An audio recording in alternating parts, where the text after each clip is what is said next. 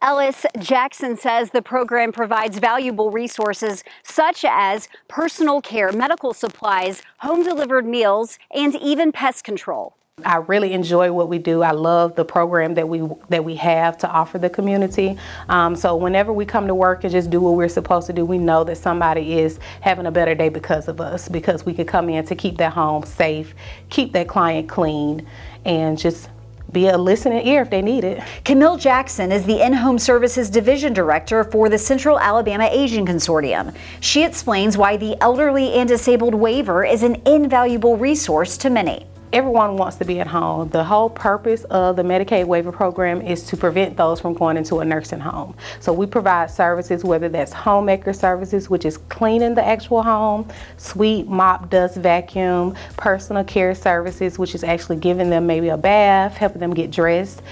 We can provide some frozen meals for those that cannot cook for themselves, those type of services. We also have some respite services that we can give caregivers. So if they need to run out the home for a couple hours to a doctor's appointment, we can have a worker come inside of the home.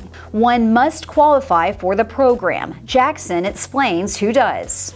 Anybody that has full Medicaid. So our program is funded through Medicaid. There is no cost to our clients whatsoever to receive these services, but they do have to meet Medicaid's financial guidelines.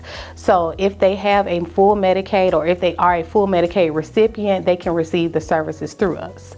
But we also have some clients that come to us that are not full Medicaid recipients, and we can help them through the application process to make sure they do get that benefit.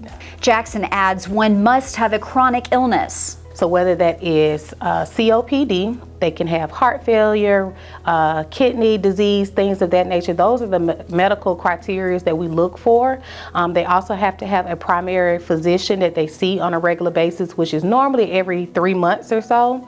But those are the two main criteria it takes to qualify for the program medically.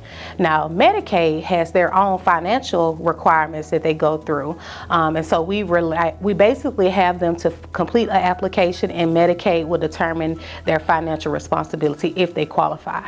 Jackson says one of the biggest misconceptions with the program is that it's only offered to the elderly. We've seen a big uptick in a lot of our children being placed on this waiver because they might have been born with some type of developmental disability.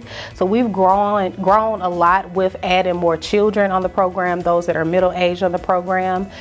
So we're just trying to do our best to get our word out to try to help the community for anyone that is in need of these services inside of their home. To apply, simply call the CAAC at 334-240-4670. They'll connect you with the consortium's intake department. They'll do the intake referral over the phone with them, and then our intake specialist will call to set up a visit. They'll come out to do an assessment for the client to determine what services they may benefit from us, and then we continue the rest of the process, which means we submit the application to the Department of Senior Services.